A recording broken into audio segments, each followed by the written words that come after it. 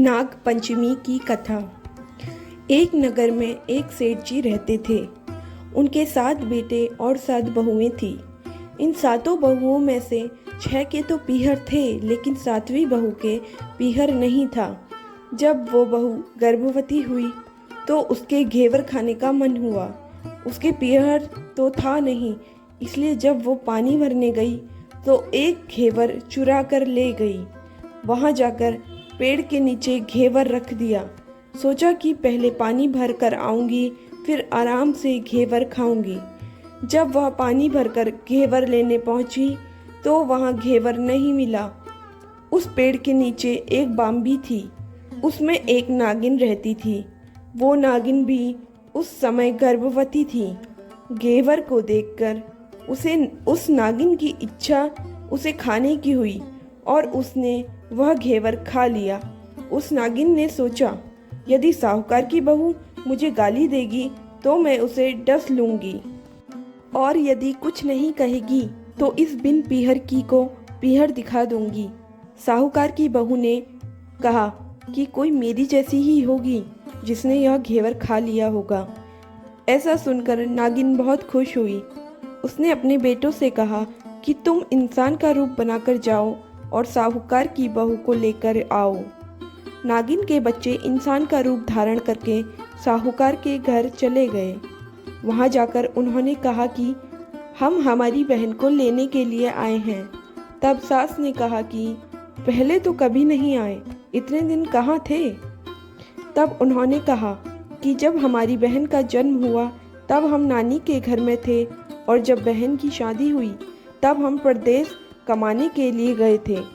वे लड़के बहुत सारे कपड़े, गहने और मिठाइयाँ बहन की सास और जेठानियों के लिए लेकर गए थे। सास बहुत प्रसन्न थी और जेठानियाँ उसे देखकर जल कुड़ रही थी। सास ने उनके साथ में बहू को भेज दिया। बाम्बी के पास जाकर उन्होंने कहा, बहन, हम नाग हैं। उस दिन जब तुमने पेड़ के नीचे घेवर रखा था तब तुम्हारा घेवर हमारी माँ ने ही खाया था। उन्होंने तुम्हें अपनी बेटी माना है, इस नाते से तुम हमारी बहन हुई। बहन, अब तुम हमारी पूंछ को पकड़ लो और डरना मत। उनके कहने पर वह बाम्बी में चली गई। वहाँ पर उन्होंने उसे बहुत लाड़ प्यार और सुख से रखा। वहीं पर उसने एक लड़के को जन्म दिया। जब उसका लड़का थोड़ा बड़ा हुआ तब की बात है, पड़ोसन ने साहूकार की बहू को सिखा दिया, अगर तू तेरी माँ की इतनी ही लाडली है तो तू कहना, आज तो नागों को दूध मैं ही पिलाऊंगी। पड़ोसन का ताना उससे सहन नहीं हुआ। वह माँ से जिद करके नागों का दूध ठंडा करने लगी। अभी तक दूध ठंडा नहीं हुआ था, उससे पहले ही उसके बेटे ने घंटी बजा दी। घंटी की आवाज़ सुनकर बड़े छोटे सारे नाग दूध पीने के लिए दौड़ पड़े। जब उन्होंने दूध में मुंह लगाया तो बहुतों का मुंह जल गया। तब नाग क्रोधित होकर बोलने लगे कि हम बहन को काटेंगे। उसकी माँ ने उन्हें समझाते हुए कहा कि इसे मत काटो, ये तुम्हें आशीष देगी। तब साहूकार की बहू ने कहा, जियो म्हारा नाग नागिनी, जियो म्हारा खांडिया आड़िया बीर। बीर उठावे देख निरो चीर, चीर तो फट जाव पड़, बीर जीता रेवे। थोड़े दिन बीत जाने के बाद पड़ोसन ने फिर से ताना मारा कि यदि तेरी माँ तुझ पर विश्वास करती तो तुझे 7वें कोटे की चाबी देती। उसने माँ से जिद करके चाबी ले ली और फिर ताला खोला तो अंदर झूले में बाबा नाग झूल रहे थे। उसने नाग बाबा से कहा, सत सिया राम बाबा। उन्होंने कहा कि तूने सत सिया राम कर लिया, वरना मैं तुझे डस लेता। तब उसने कहा कि आप तो मेरे पिता हैं, मुझे कैसे डस सकते हो? और बोली, जियो नाग नागिनी, जियो वासुकी नाग। जीण मेरो लाड़ लड़ाया, 9 करोड़ को हार। नाग देवता ने उसको 9 करोड़ का हार दे दिया। माँ ने अपने बेटों से कहा, बाई तो अब बड़े घरों में हाथ डालने लगी है, उसे घर पहुंचा दो।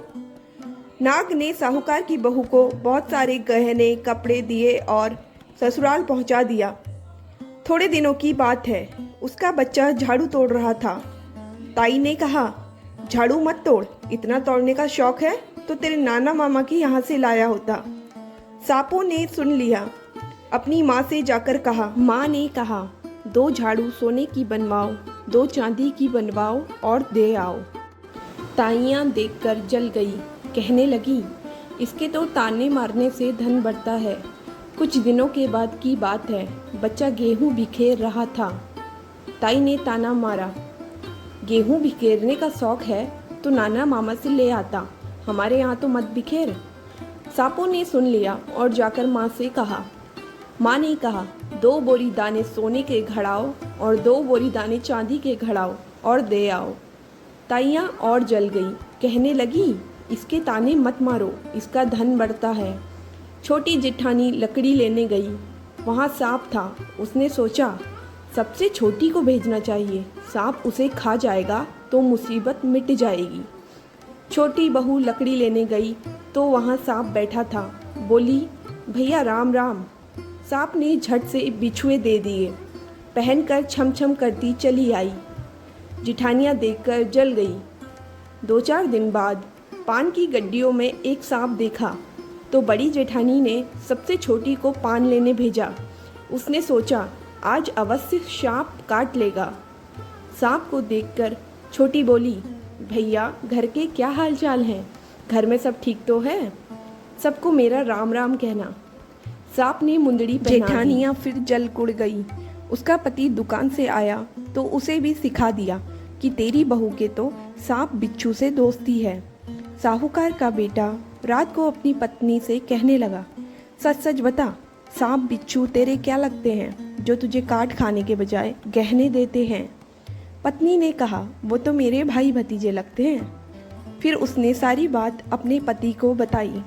पति ने कहा, तो क्या तेरे भाई भतीजे सिर्फ तुझे ही बुलाते हैं, कभी अपने जमाई को यानी मुझे तो बुलाते नहीं हैं? कोने कोने में छुपे सांपों ने बात सुन ली तो जाकर अपनी माँ से कहा। माँ ने कहा, दोनों को बुला लाओ। वो इंसान का रूप बनाकर दोनों को व बच्चे को बुला लाए और खूब कपड़े गहने देकर तीनों को विदा किया। ऐसा समर्थ बीहर नाग पंचमी की कहानी कहने वालों को, नाग पंचमी की कहानी सुनने वाले सबको मिले। जैसी अनपिहरी वो पहले रही थी, किसी को भी न रखे। Thanks for watching.